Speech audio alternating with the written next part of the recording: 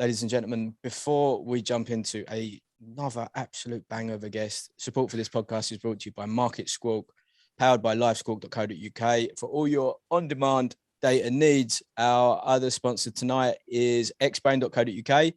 They are our Nordic brothers that provide us with all of the supplements that keep. I mean, look, Savannah, you'll be shocked to know that I'm 40 very soon.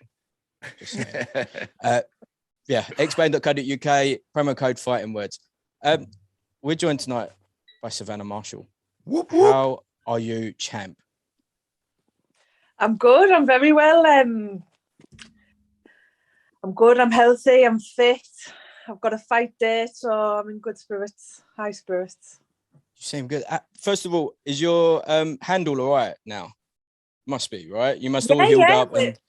Yeah, it's fine. I think I just because obviously I boxed October the 16th and they wanted me back out, I think December the 5th. So it was a very quick turnaround anyway. I think I just needed them extra couple of weeks just to, you know, with like things like tendons and bruising. It's a lot. Yeah. Long. So just them extra couple of weeks. I was back punching by New Year. So. Oh, right. First one for me is you've obviously moved over to Sky, well, back to Sky, left Matchroom. You're now with Boxer and Sky. And we had Adam on in May, June time, and he spoke quite, you know, obviously spoke very, very favorably of you. You're like his all-time fave, but he spoke about like a lot of mentoring that he's done with you.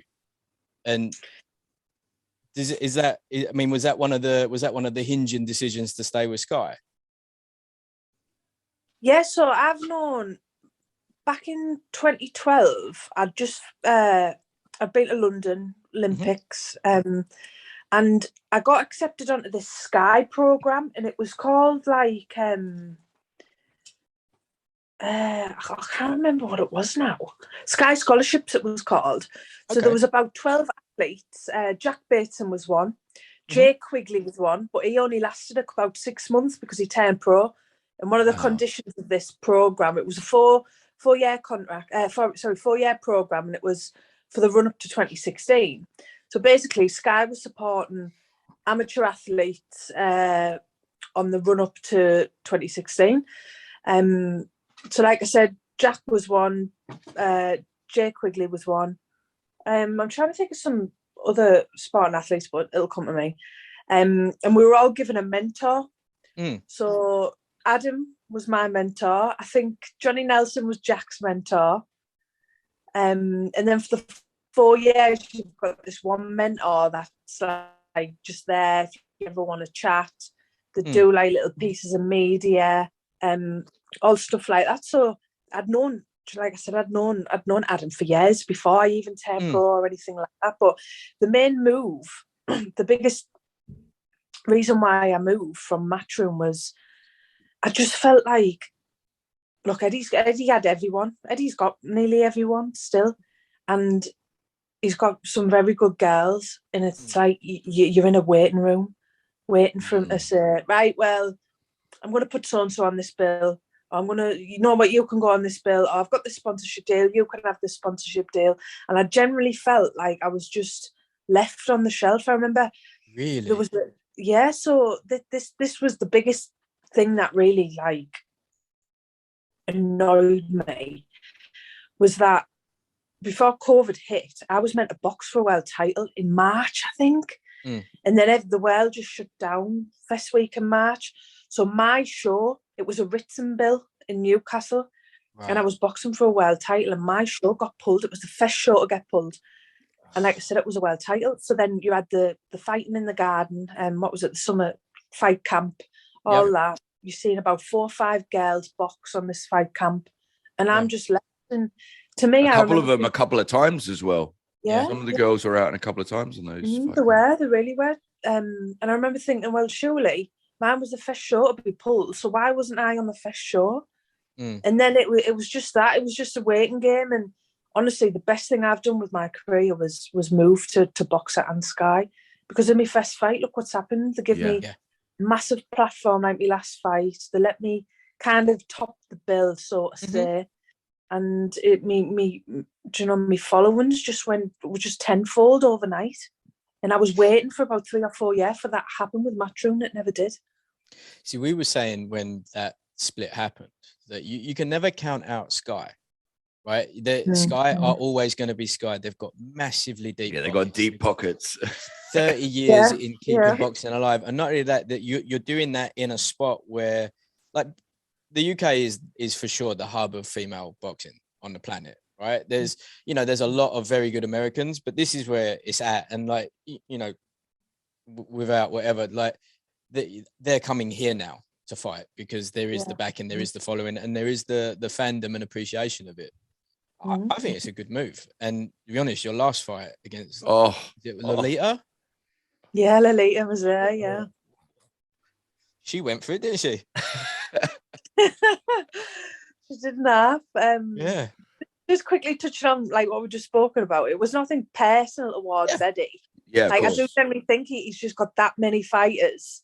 Yeah, I think that's hard for him to, for you to get that personal touch. But like I said, I just boxer was the best move at this point in my career. For sure. And you are okay, so obviously we have Queen Katie, right? Everyone could acknowledge that she's the biggest name in female boxing. Yeah, definitely. And then, Serrano can very quickly become that. And then, from my personal preference, I have yourself. I think you're an absolute destroyer. You're a joy to watch, right? Like the ranking fight was bad. Like that was a proper beating. Ellie Scottney, I think she's a great fighter, and I like Chantel Cameron, right? Yeah. The rest, obviously, there's great fighters. I will always watch it, but like you three, with you as the number one standout, and Chantel number two, A1, AB, whatever. I don't want to play favorites, but you're the star, and I would have thought that would be sort of seen. I mean, like you signed by the money team. Your debuts on the money fight. It's not like. But the thing, but that speaks for itself because it's not like someone like a Floyd. He doesn't bag a cab driver. He sees what he sees and he goes for it, and he's a master of the game. He knows what he's looking at. But well, it was a good fight. Yeah. Anyway. Yeah, thank you very much. It wasn't after, especially like I said, to be given that opportunity and fair play to Lolita because she made that fight just as much as I did. I remember the night before thinking, right, is she good? Because I remember watching her and she is quite aggressive anyway. And I remember thinking, but she's a good boxer. And I remember thinking, is she going to box me or is she going to come for me? And I thought she can't outbox me. Like I just thought she can't outbox me, so she's going to come for me.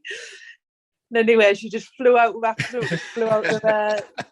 And I remember going back after the first round and Peter was in my ear and he went, look, she can't sustain that pace. Don't worry about it. And then halfway through the second round, I thought, I can't do this for 10 rounds. So, yeah, thank God thank God it ended. It was a great fight. That was one of the ones where it was just like, as fans, you see that going on, you're like, gosh, she's absolutely giving it. And there was like maybe 10, 15 seconds where I just think it was just like so heavy where it was just like, Savannah, all right? And then there was like a couple of little like rolls and adjustments, and you're like, oh shit, she's gonna absolutely bash the granny out of her now, which proceeded to happen. Anyway, have you seen the Lucia Riker documentary from ages ago, Shadowboxers? Have you seen that? They cover one of her fights, and no disrespect to the lady, but I was like, oh wow, that's actually like a female. She had shaved head, little tank, and she just ran forward. And it was the same sort of thing. And you could see in her eyes, she can't keep this up for that round. And the next round, she just filled her in. It was a lot like watching it. That game. I'll have to watch it. Yeah, it's amazing. It's actually a great doco. It's from ages ago, but it covered female boxing back when Lucia Riker was like the number one of it. It's a really cool doco. Mm-hmm. I'll have a look. On YouTube. When you seem to have like a really good relationship with Peter, like you and him seem very, very close. How did that come about? How did you get hooked up with the Furies? So basically, long story short, I'd done 2016. I got to come fourth again. Got two fourth place certificates for the Olympics. And I remember thinking, right, that's it. I've had enough of this sport. I don't want it. Brings me nothing but disappointment. all this. And then the next thing, Sam Jones got in contact with me. Okay. And he was like, look, have you thought about turning pro? And I was like, no, I'm not really interested. He was like, well, look, Floyd Mayweather's interested in signing you. And I remember thinking, wow, wow, the money team. Someone upstairs doesn't want me to quit. It's a sign. And it was, do you know, I just remember thinking that there was like, look, you're going to get your own apartment, your own car, this, that. And I remember thinking, wow. Did you have flashes of you going down the Vegas Strip, giving it to Floyd in a 24/7 in like a G-Wagon? Bling down a control. Yeah. just Savannah that spins in a chain. I hadn't even signed it. I remember thinking, I'm set for life. Set for life. And then, so then that was that. So then the next thing, you're making your debut on Mayweather McGregor. Wow. What low pressure. Not that many people watching. Honestly, I thought, wow. So I think I was due to fly out a week before the fight. And I remember messaging Sam and saying, look, I've never had no experience with a pro coach before. I don't know the ins and outs of pro boxing. I've boxed amateur on my knife. I've never trained with a pro coach. And he was like, well, look, I've got Joe Joyce down sparring with Hughie Fury. And his dad, Peter, said, you're more than welcome to come down and he'll give you some pads and show you the ropes. So I remember thinking, all right, great. So I remember I didn't know anything about Peter or Hughie, really. I knew Peter was Tyson's uncle, and that's all I knew. So I remember going down and I'd walked in the gym and he'd come over and he shook my hand and he was like, look, I've heard a lot about you. Let's get started. I'll put you in sparring. As soon as I got there, so he had me sparring Tommy Fury. And I remember him saying to Tommy, don't you dare lay a glove on her. Don't you touch her. And in my head, I remember thinking, I'm going to batter you here. And I swear to God, I couldn't lay a glove on him. Really? I couldn't lay a glove on him. And I was getting so frustrated. And it was my first taster of professional boxing. And I remember thinking, wow, what have I let myself in for here? But the fury, the slipping, the sliding, the rolling. I've never seen that in amateur boxing, ever. So that was that. And then I'd went back home and then he'd messaged me saying, look, I know you've got a couple of weeks before you debut, so you're welcome to come and do them here and you can stay above the gym. And so that's how it started. And then that's what you took the fight in the States. Who cornered you when you was in the States? So I went out to the States and I asked my amateur coach to do my corner, who I'd been with since the age of 12, and he went and got his license. So then that was that. I sold all my possessions, sold my car, and I was going over to Las Vegas. So I went over, had my debut, saw my family come over to watch, and debut come and went. They all went home, and that was that. I had got settled in, had a place to stay in. As soon I started to, so when I was training with Peter, going back, look, and I just became like, he was just a lovely man. And now I know what he's like now. I could see he wasn't trying to upset me, but at the time he just kept saying, look, when you go over to America, just watch yourself, because this pro boxing, it's not all it's cracked up to be. Just make sure you watch your back. And at the time I remember thinking, well, you're just jealous because I'm moving to Las Vegas. That's generally what I thought. He kept saying it and he said it a couple of times. And then listen, when a Fury tells you pro boxing is naughty, you got to listen, ain't you? Yeah. And then I think I was there a couple of weeks and I started to realise that it's not all glitz and glamour and it's not all money. Sorry, that's my dog. Get out. It's not all glitz and glamour, and it's not. I started to realise it was full of broken promises. Right. So I trained. I really got on well with my trainer. My trainer was a guy called Fareed Samad, and he did a little stint with Danny Jacobs. Okay. Yeah, and he also trained Zab Judah. Nice. So I got on really well with him, but I just wasn't happy with the business side. Yeah. The business side just wasn't what I thought. Financially, it wasn't worth me being there. Right. I didn't earn nowhere near. I got emergency taxed. Ooh. Didn't earn nowhere near as what I thought I would have. Yeah. Didn't get the apartment. I didn't get the car. Oh. And I remember going to the supermarket and I remember looking at the box of cereal was like $9, and I remember thinking, I'm not paying $9 for cereal. Where's Home Bargains and B&M? Yeah. Where's the Poundland? Yeah, exactly. So I ended up coming home after about 6 months, and It's decent innings. Yeah, I lasted well. So then rang Peter and was like, Peter, can I come and talk to you? He was like, yeah, of course you can.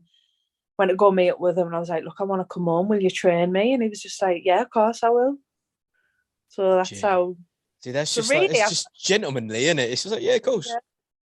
Been with Peter since starting my pro career, which is lovely, really, when you think about it. Yeah. And what a link up. I mean, the way you execute that style is just, that's what I was about to ask. How hard was it for you to adapt to that? Because it is a very unique style. Oh, it was awful. Absolutely. So I'm your typical, I was an international amateur from the age of 17 till the age of 27. So I did everything: Olympics, Worlds, Commonwealths. I had over 100 amateur fights. So I was your typical upright, straight, hands up here, forwards and backwards in straight lines. Didn't have an angle in me. And I remember him having me on the pads, and he was like, right, well, drop your hands. And I was like, huh? And he was like, get your hand down, get your hands below your waist. And he was getting me doing all this swaying, and he was like, right, go and do it in the mirror. And I remember going in the mirror and looking at myself, and I just remember looking and thinking, you are going to get knocked out. You are horrific. And in my head, I just kept thinking, look, Savannah, who's the only person who's willing to help you, just do it, just do it. And for hours, he had me in the mirror just practicing these little 3 steps and flicking the jab from my waist. Yeah. And hours he had me in that mirror. And then it started to come off in sparring, but it hasn't been easy. It hasn't been easy. It looks it. It does look effortless. I've got to give you that much. See, Street, you can't say that someone that's been raised in that system like Tommy can't beat Joke. Honestly, when I'd sparred Tommy, obviously Tommy doesn't train with Peter now anyway, but honestly, he had his hand, and he's a big man. He's wide, isn't he? He's just... Yeah, and he was slipping, sliding, rolling. I didn't lay a glove on him. I'm embarrassed to say, for about 5 threes, I didn't touch him. Jesus. See? It's a proper system. So next bout, back home, and she's a decent opponent. Yeah. Only lost to world level. Hyped? Because you're gonna be the Queen of Newcastle. Like the Queen. I am. I really am. So for me and for Meek, we're meant to box in April last year. We were meant to fight. Yeah. And fight week, she went to get on the plane and tested positive for COVID. Oh. Yeah. So it was literally about a year ago. So really, we've done a full camp on each other already. So it's not like it's new, or we're very aware of each other. I mean, the thing is like you're now in a place that has unorthodox switch hitters for fun, and that's what she is. So she is, yeah. I mean, she's got that. How I would describe her, I don't know if she has or not, but it's like she's come from a kickboxing background. You know, when they've got that, like you said, that unorthodox stance, the throw from weird angles. Yeah. That unique hook as well, isn't it? So yeah. And she's only ever been, like you said, been beat off world champions, and she's a former world champion herself. I mean, and listen, we're going to have to do this and we're doing this for Jake, is what we're doing this for. She has lost to someone who obviously is not your pal. Yeah. I think went the distance though. Yeah, it went the distance. And like, if you can get her out earlier, immediately you've made the statement. And that's got to be. I mean, everyone's got to know that, and it probably will happen. Let's be real. You Well, seem now to have a crack. The promotional things are out the way too, so it Yeah. seems like that collision course is there now, isn't it? Well, yeah, that's like back to the Sky thing, right? If you're Sky, you can make that happen, and they seem to be delivering, which respect. Yeah, definitely. I think so. He's like, look, I'm a Clarissa fan. I think she's a really good boxer, and I think, you know, she's comical in the things she comes out with. But then other things, I think, God, I don't know if you're delusional, because I'd seen something the other day and she'd said, "Oh, we are here at Savannah's. We're in this position because of me." Blah, something like that. And I remember thinking, no, you're in the UK because of me. Yeah. This fight is happening because I'd left Matchroom and I was with Matchroom for 4 years, and Eddie tried to pin you down for 4 years, and that never happened. I'd signed with Boxer. She offered to fight him, didn't she? Yeah. I signed with Boxer, and Boxer had you pinned down within a month. And this fight is, you know, it's on a collision course for June, the summer. So how can you say, yeah, I'm thinking, you know, you've done out. Yeah. You've just back. It's me who's done all the legwork. But, I mean, but you don't, I mean, what I like is that you don't seem to really respond that much beyond conversation. It never gets anywhere near like it. There's always something a little bit like verbose and a little bit false when she's talking the hype. Like, she's obviously a saleswoman, and I understand that you have to, this is something that the man in the corner hates, is the sale and the hype and the promotion of it. I get it. You know, it has brought her here because, let's be honest, if she wasn't doing that, Sky wouldn't have opened up the cash to bring her over, because she's just another fighter. They've got their star. They can have you do whatever you want to do. They don't need her. But she is here because of that. How much does she get on your nerves, though, for real? You see what I did there? I gave it like a really big meandering. I didn't even know where I was going with it, to be honest, and then I brought it back. Do you know, her voice goes through me like, yeah. There's only when I'm watching interviews, I can only watch for about a minute, and I've got to mute it. I think your voice just goes through me. But you're right. She's a saleswoman, and she's a good saleswoman. She really is. She's playing the whole Mayweather. Watch me because you want me to lose cards. And look, she does it better than me. I mean, you could say, look, I never got nowhere with Matchroom because I was quiet and I never promoted myself. And other girls did that a lot better than me. So look, but it's the sport of boxing, and you destroy everyone that gets in that ring. So that's the better end of it. Yeah, I like to think that. But yeah, she is a good saleswoman, and she's done well. She's done well. Yeah.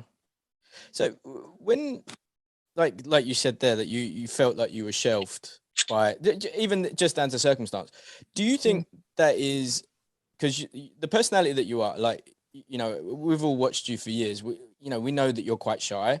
You know, the silent assassin is your ring name. Like, it's because you don't speak that much. We get that. But you are still signed with all of this. No, like, knowing.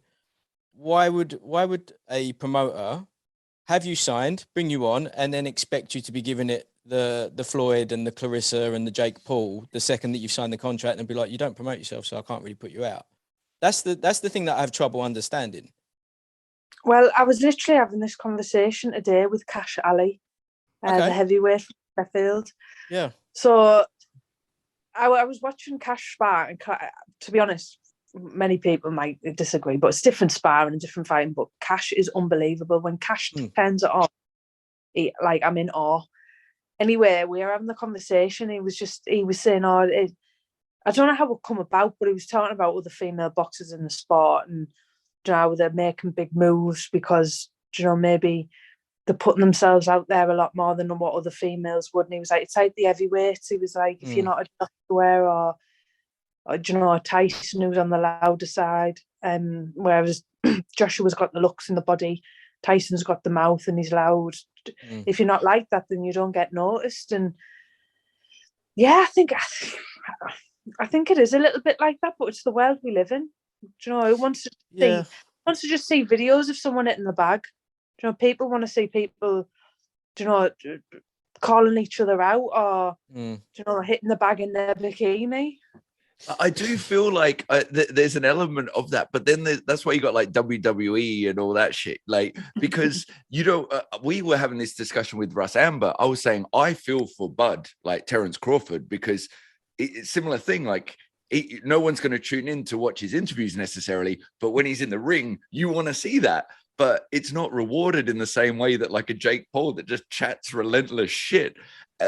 It's great. Like, is this the direction we want to go? It should be about what happens in the ring. All the other stuff is just fluff. Definitely. And that's why WWE is so popular. Yeah. You could say it's more popular than boxing.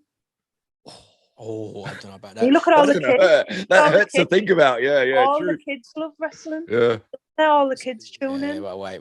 Hold on a minute. Savannah, say you've got a 33-year-old friend who's hyped that they're going to the WWE show. And you're like, oh, you're taking your with you. I know you ain't got kids. And they're like, nah, I'm just really into it. You're going to look at it and go, honestly, oh, bless men, you. Like my brother's 28. My brother stays up for after clock to watch the W SmackDown. He's simply too old for such matters. Those lads are into it. It's a thing. See, now that stopped for me when I was about 10. Because yeah, I think my dad thought it was going a different way when he saw it on the TV, to be honest. I was like, I'm not against it. Love is love, you know. Anyway, but yeah. So I would like to ask you actually about, and I'm sure you've been asked by tens of people already, but hey, Bob's Mr. Arums chat very recently, right?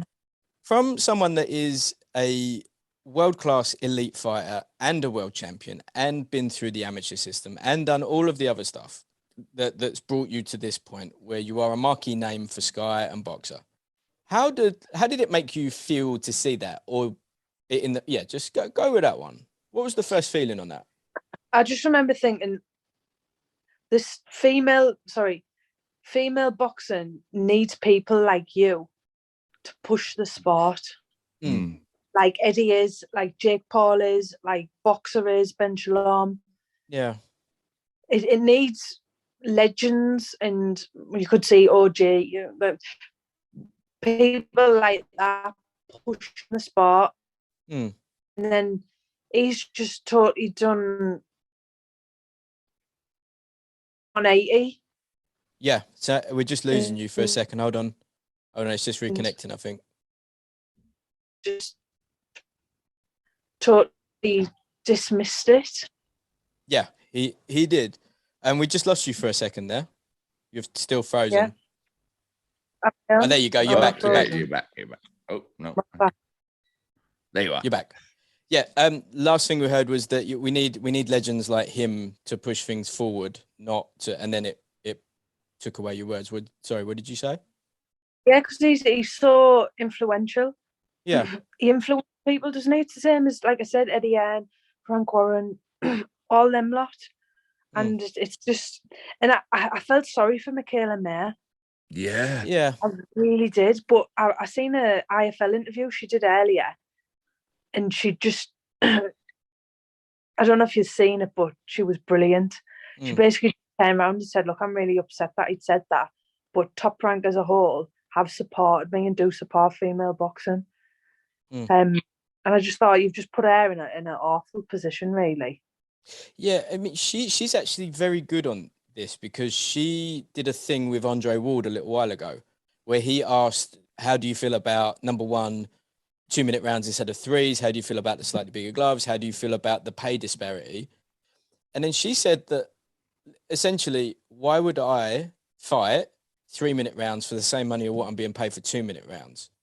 And I just thought it was a very good way of spinning it back. It was literally like, I'm fine to do the 3s, but you got to compensate me for such. Yeah.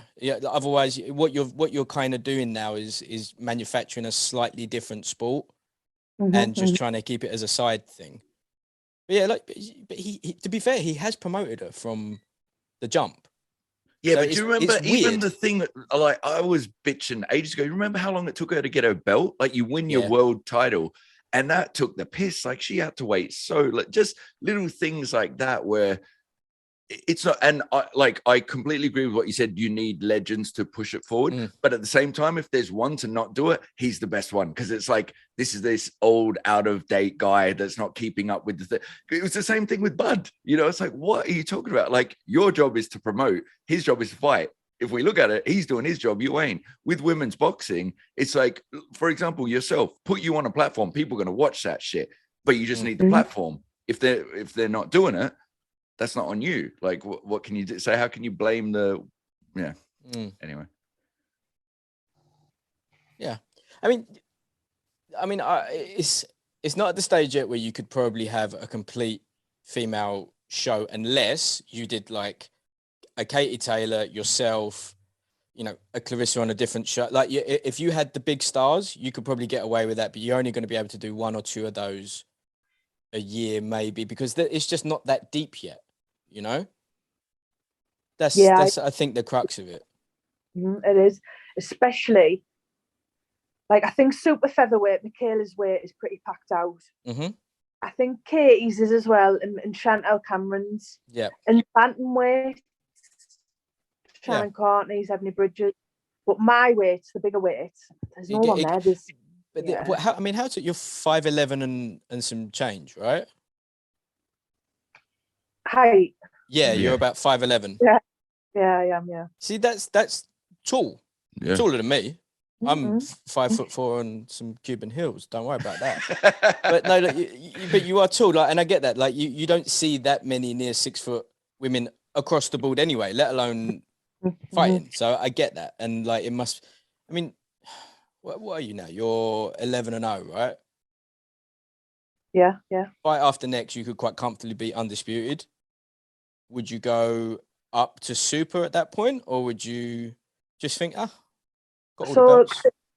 This is the thing for me. So I've wanted either what the two, Franchin Cruz or Alin Sideros, the two super middles, and I've been trying to get hold of one of them for ages, but Franchin didn't seem to want to know. But Alin, fair play, she did say, she went, yeah, I am interested, but I'm in a contract with, I've got ties with wanting to win the undisputed with Franchin, which is fair enough. But yeah, I'd love to have a crack at that. But the thing is with me, I'm 31 this year. I've been boxing since the age of 11. And I'll never get another fight like Clarissa. I'll never get another payday like Clarissa. Yeah. And it's a bit like, look at it. Sweet. Yeah. Do you know, so it'll have to just see. I'll have to just see, do you know, if it's worth it or anything like that. But I won't be one of these women that's around forever. That's 100%. Like I said, there's 2 or 3 at each weight. You know, there's even talks of Hannah Gabriel's. Got mentioned who was at heavyweight. She's another unbelievable boxer. But then it's like, it doesn't last forever. You know, you get old, and like I said, I'm 31. I'd love to have a family. I'd love to do something else. I don't want to. So I've been boxing since the age of 11. I'm starting to get arthritis in my elbows, things like that. So it's all, you know, it's just wear and tear. It's a contact sport, right? Yeah. Yeah, you can't go on forever. Yeah. One last thing, right? I've got 2 little girls. One of them has now started Taekwondo. She's on a mission to be a trained killer standard. What do you think has to happen now for women's boxing, even like at grassroots now, to start really coming through? Because like Romula's got a program. There's a couple of gyms that are more kind of like the half boutique, half amateur ones that have got stuff coming through. But what would you like to see to get more women in the sport? I'd love to see it in schools, mate. Yeah. I really would. I went to an amateur show last Friday, and I went with my friend April Hunter. And I remember, obviously, the ring was just tiny. Yeah. And they were just, you know, the amateur boxers, they were just punching lumps out of each other for 2 minutes. And I turned away and I went, why on earth would anyone want to do this sport? She went, oh, it's addictive, isn't it? I thought, yeah, it is. And once you try it, you'll be watching it thinking, oh my God, what, it's brutal. But once you try it, it's so addictive. For sure. So if you have it in the schools, I think that'd be quite, yeah. I mean, but you'd have to kind of do it girls only. Because if you start doing it, it's carnage, isn't it? It depends what age it is, isn't it? So I think, once you get to about 11, maybe 13, then I think that's when. But when they're little, there's no difference really, is there? Yeah, 11 and 13, that's going to be, let's just work on our grappling. And it's going to get quite wild. Savannah, we're not going to keep you any longer. Thank you so much for doing this. Oh, thank you. Thank you so much. All the best for the 12th. Thank you we'll be watching. Much. Yeah, thank you. Thank you very much. Thanks for having me. I really appreciate it. Beyond our pleasure. Thank you so much. Fab. See you later. Right. Bye. Thank you. Bye-bye.